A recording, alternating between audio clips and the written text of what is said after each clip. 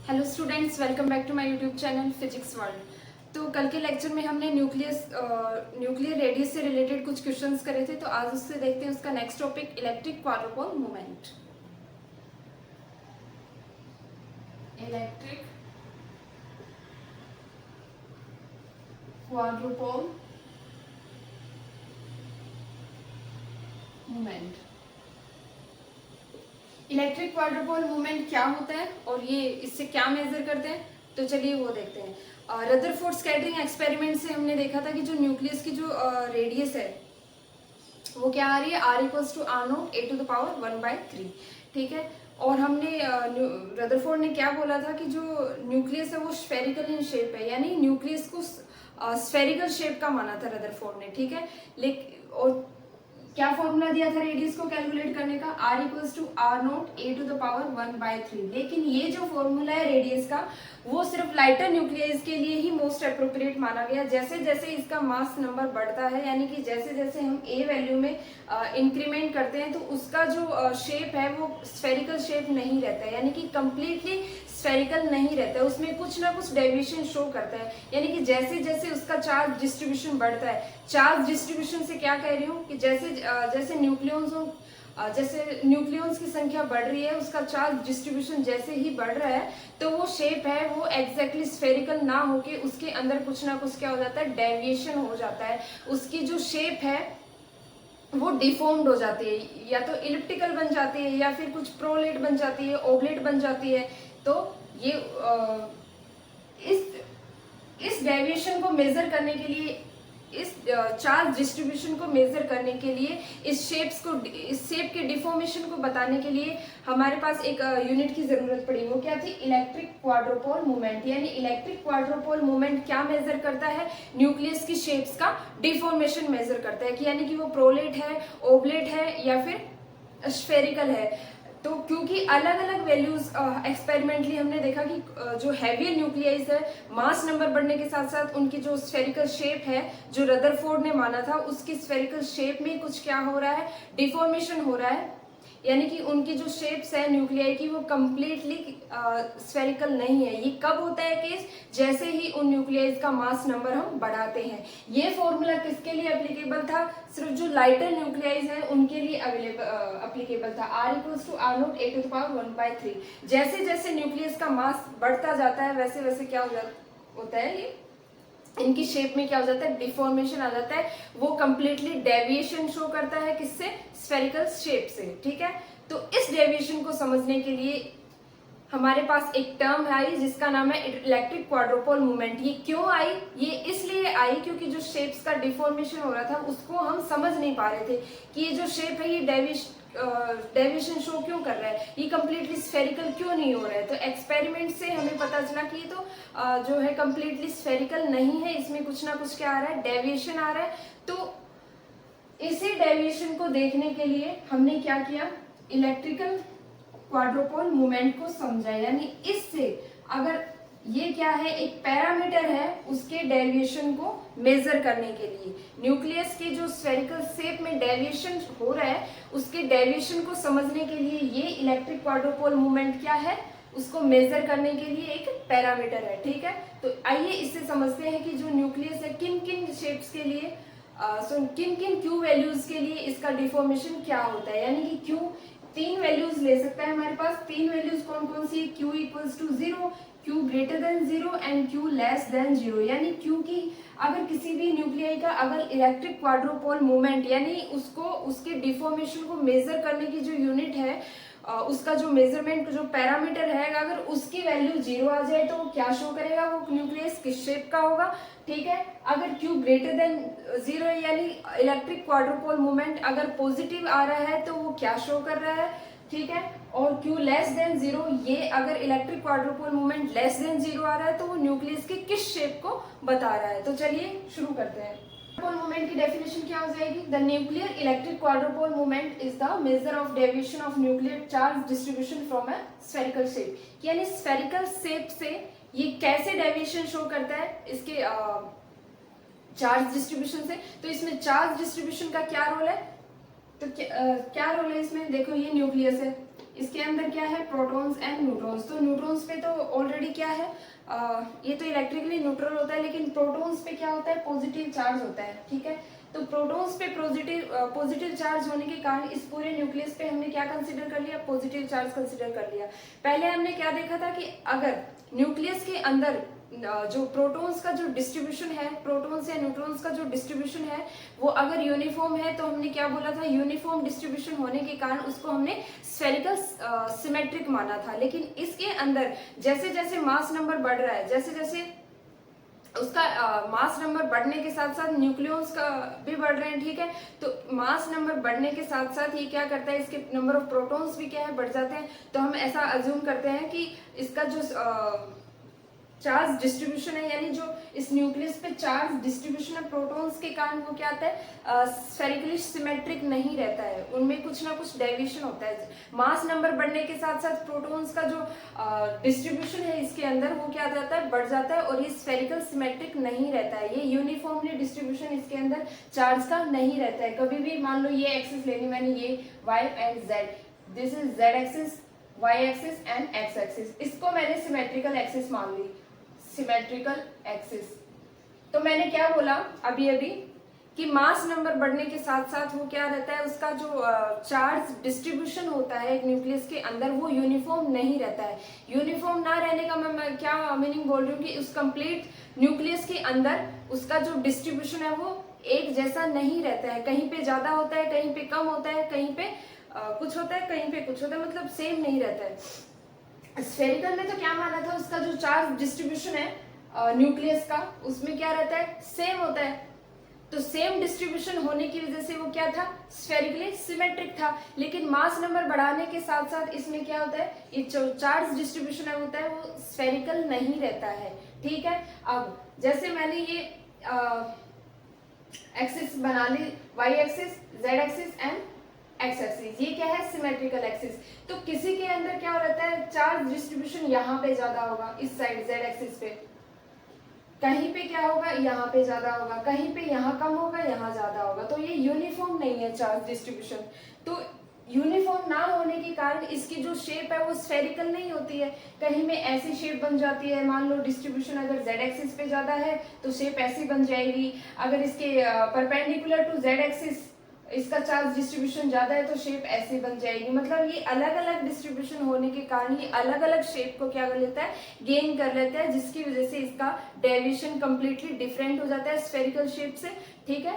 तो इसलिए हम इस डेविएशन को मेजर करने के लिए हमारे पास एक पैरामीटर है जिसको हम क्या बोलते हैं, इलेक्ट्रिक क्वाड्रुपोल मूवमेंट। तो अब देखते हैं, यहाँ से हम इस वजह से हम ये कह रहे हैं कि चार्ज डिस्ट्रीब्यूशन जो है वो डेविएशन शो करता है, और इस डेविएशन की वजह से जो शेप है वो स्फेरिकली सिमेट्रिक ना होके उसके अंदर कुछ ना कुछ डिफॉर्मेशन होता है। तो चलिए अब देखते हैं कि क्यों कि किन किन वैल्यूज के लिए जो न्यूक्लियस की शेप है वो क्या क्या होगी। बोर्ड पे मैंने कुछ 3 शेप्स बनाई है इलेक्ट्रिक क्वाड्रुपोल मूवमेंट को समझने के लिए। 3 शेप्स कौन सी हैं, पहली, दूसरी एंड तीसरी। पहले शेप के अंदर क्या है, इसका जो चार्ज डिस्ट्रीब्यूशन है वो 0 है, मतलब सॉरी, इसका जो चार्ज डिस्ट्रीब्यूशन है वो स्फेरिकली सिमेट्रिक है, यानी जो प्रोटॉन्स का जो डिस्ट्रीब्यूशन है इसके अंदर न्यूक्लियस के अंदर वो क्या है, यूनिफॉर्म है, हर जगह पे डिस्ट्रीब्यूशन क्या है, सेम है। इसलिए हमने क्या बोला कि ये स्फेरिकली सिमेट्रिक चार्ज डिस्ट्रीब्यूशन है इसके ऊपर। तो इसका जो क्वाड्रुपोल मूवमेंट है एक्सपेरिमेंट से वो कितना आया, 0 आया। यानी कि ऐसे न्यूक्लियस जिनके लिए क्वाड्रुपोल मूवमेंट की वैल्यू 0 आ रही है वो क्या है, सारे के सारे उनका जो डिस्ट्रीब्यूशन कैसा है, स्फेरिकली चार्ज स्फेरिकली सिमेट्रिक होते हैं। वो ऐसे न्यूक्लियस जिनका क्वाड्रुपोल मूवमेंट 0 है वो स्फेरिकली सिमेट्रिक होते हैं। अब ये किन में पाया जाता है, लाइटर न्यूक्लियाइज में। जितने भी लाइटर न्यूक्लियाइज हैं जिनका मास नंबर कम है थोड़ा, उनके लिए जो न्यूक्लियस की शेप होती है वो कैसी रहती है, स्फेरिकल शेप होती है। क्यों, क्योंकि उनके जो अंदर प्रोटॉन्स का जो डिस्ट्रीब्यूशन है वो यूनिफॉर्म रहता है, इसलिए उनकी शेप को हमने बोला कि ये स्फेरिकल इन शेप होते हैं, ठीक है। अब इससे हमें एक चीज और पता लगती है कि जो लाइटर न्यूक्लियाइज है उनके लिए जो क्वाड्रुपोल मूवमेंट होता है वो ऑलमोस्ट टेंड्स टू 0 होता है। लेकिन कम्प्लीटली 0 तो सभी के लिए कम्प्लीटली 0 ऐसा तो नहीं होता है, लेकिन ऑलमोस्ट 0 होता है, यानी 0.0.0 समथिंग ऐसा कुछ। तो कभी कभी नॉन 0 भी होता है, लेकिन मोस्ट ऑफ द चांस उनका जो स्फेरिकल सिमेट्रिक चार्जेस वाले होते हैं न्यूक्लियाई, उनके लिए क्या रहता है, जीरो रहता है, यानी almost zero tends to zero. ठीक है, तो यहाँ से हमने ये पहला क्या देख लिया कि ऐसे न्यूक्लियाई जिनके लिए इलेक्ट्रिक क्वाड्रोपोल मोमेंट की वैल्यू जीरो होते हैं वो उनको हमने क्या बोला, स्फेरिकली सिमेट्रिक न्यूक्लियाइज बोला। तो इनमें क्या लिखा मैंने, reason due to uniform distribution of charges in nucleus. ठीक है, यानी न्यूक्लियस के अंदर चार्जेस का डिस्ट्रीब्यूशन अगर इवन है तो वो क्या होंगे, स्फेरिकल सिमेट्रिक होंगे। और यही चीज रदरफोर्ड ने बोला था। रदरफोर्ड ने जब अपना स्कैटरिंग एक्सपेरिमेंट किया था, size of nuclei, radius of nuclei calculate की थी, तो उसने न्यूक्लियस को क्या माना था, स्फेरिकल इन शेप माना था। ठीक है, वो तो डेविएशन बाद में हुआ था, जब एटॉमिक मास नंबर की वैल्यू जब बढ़ी थी तब जाके डेविएशन शो हुआ था कि उस टाइम ये पता लगा था कि जो न्यूक्लियस है वो स्फेरिकल इन शेप नहीं होता है हायर मास के लिए। ठीक है, उनमें से कुछ डेविएशन होता है, वो ऐसे नहीं रहते, तो डेविएशन शो करते हैं, तो उसके लिए फिर क्या ही रेडियस निकालेंगे। ठीक है, क्योंकि वो स्फेरिकल सिमेट्रिक तो होते ही नहीं है, तो उनके लिए रेडियस की भी वैल्यू वो इनएप्रोप्रिएट आती है, मतलब कुछ आती ही नहीं है। तो इसलिए वो फॉर्मूला है R equals to R0 a to the power 1/3, वो सभी चार्जेस के सभी मासेस के लिए वो एप्लीकेबल नहीं होता है। जैसे जैसे ए वैल्यू इंक्रीज होती है, जैसे मतलब हायर न्यूक्लियाइज के लिए वो फॉर्मूला इनएप्रोप्रिएट हो जाता है, वहां पे क्या टर्म आती है, एक इलेक्ट्रिक क्वाड्रोपोल मूवमेंट, यानी हायर मासेस के लिए, हायर न्यूक्लियाइज के लिए उनके अंदर जो डिफॉर्मेशन होता है, उस डिफॉर्मेशन को कैलकुलेट किससे करते हैं, इलेक्ट्रिक क्वाड्रोपोल मूवमेंट। ये एक मेजरमेंट की यूनिट हो गई। यहाँ से इससे यानी EQM इलेक्ट्रिक क्वाड्रोपोल मूवमेंट से हम उसकी डिफॉर्मेशन को जानेंगे और हम बताएंगे कि जो न्यूक्लियस की जो शेप है वो स्फेरिकल ना होके कितना डिफॉर्मेशन शो करती है। ठीक है, अब हमारे पास है नेक्स्ट कौन सा है कि ये शेप बना ली मैंने कि ये सब तो किसके लिए, लाइटर न्यूक्लियस के लिए। अब ये किसके लिए शेप बनी है, जैसे जैसे हायर ए वैल्यूज के लिए, यानी ऐसे न्यूक्लियस जिनका मास नंबर अगर हम बढ़ा दें तो वो कैसे डिफॉर्मेशन शो करता है, उसमें चार्जेस का जो डिस्ट्रीब्यूशन होता है कैसा होता है। ठीक है, ये मैंने बना लिया शेप।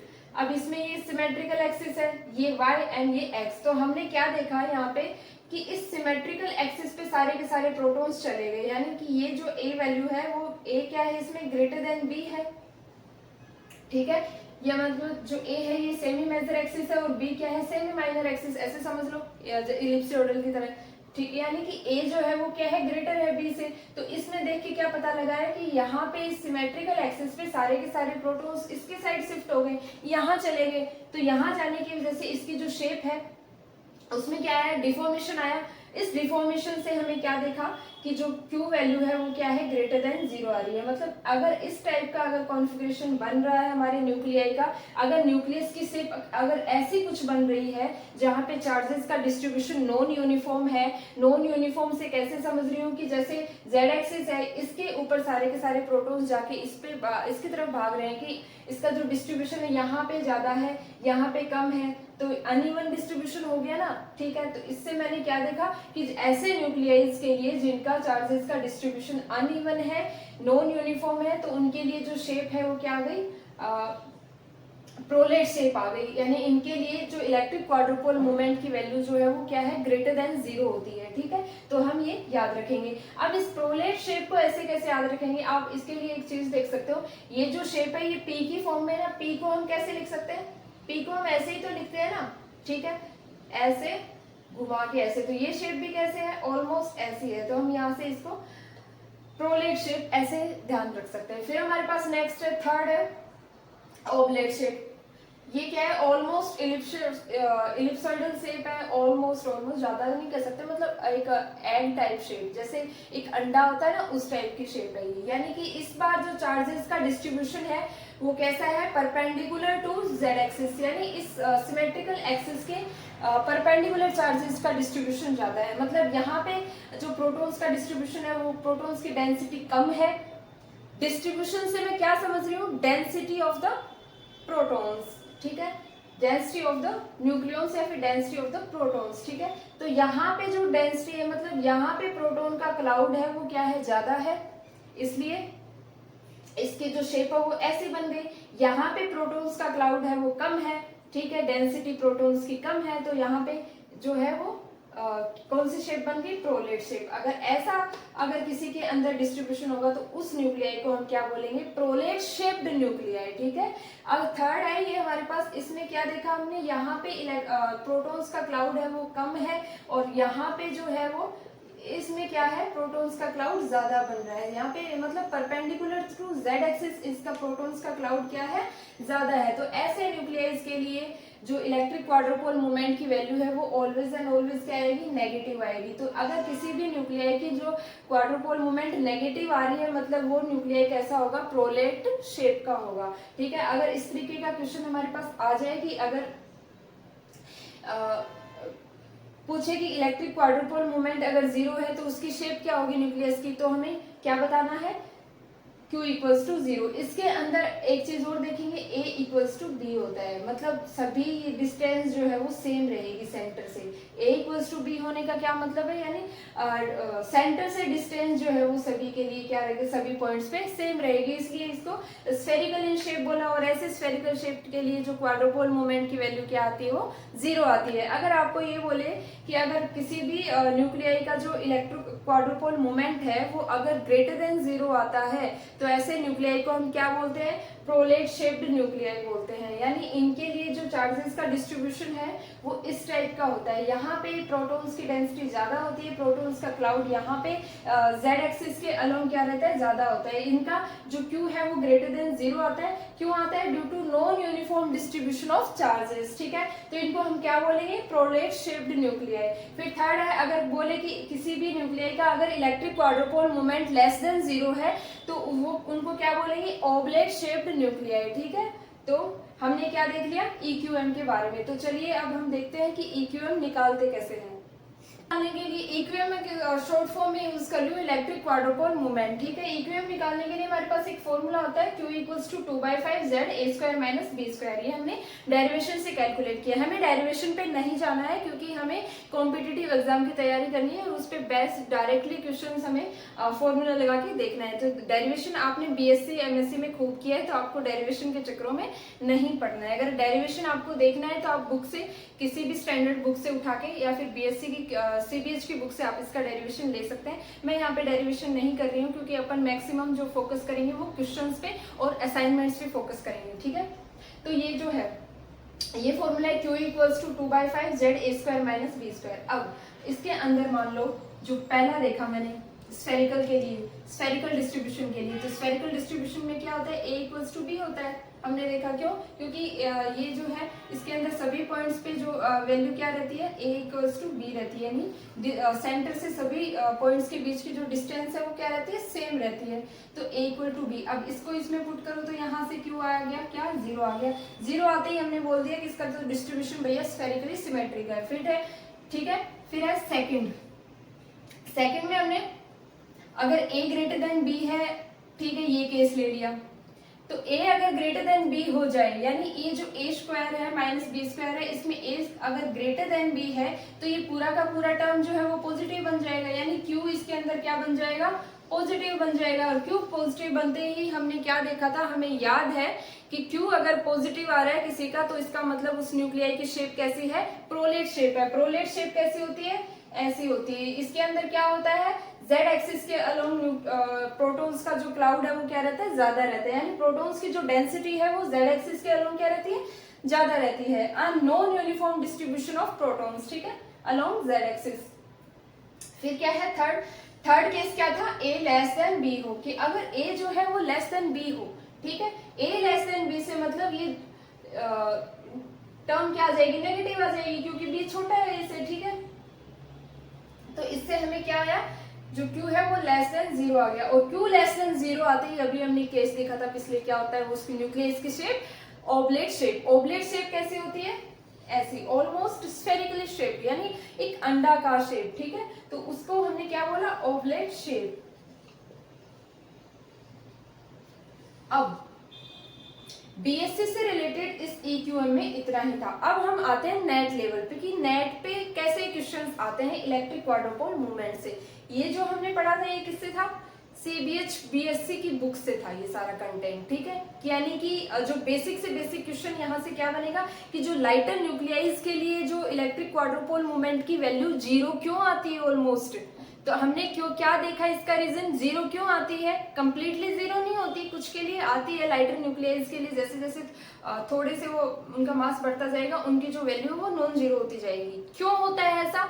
ऐसा इसलिए होता है क्योंकि जो लाइटर न्यूक्लियाइज होते हैं उनके अंदर प्रोटॉन्स का जो डिस्ट्रीब्यूशन है, चार्ज डिस्ट्रीब्यूशन है न्यूक्लियस के अंदर, वो यूनिफॉर्म होता है। यूनिफॉर्म चार्ज डिस्ट्रीब्यूशन होने के कारण उसके अंदर जो इलेक्ट्रिक क्वाड्रुपोल मोमेंट की वैल्यू जो है वो 0 आती है, यानी उनकी जो शेप है वो स्फेरिकली सिमेट्रिक रहती है। जैसे जैसे हम चार्जेस का डिस्ट्रीब्यूशन बढ़ाएंगे, यानी कि जो मास नंबर को हम इंक्रीज करेंगे, वैसे वैसे उसकी जो शेप में है डिफॉर्मेशन आ जाता है, यानी कि जो शेप है वो स्फेरिकली सिमेट्रिक ना होके वो शेप है वो कैसी है, कुछ प्रोलेट शेप बन जाते हैं, कुछ न्यूक्लियाई ओवलेट शेप के बन जाते हैं, यानी डेविएशन शो करता है, deviation from the spherical shape, ठीक है।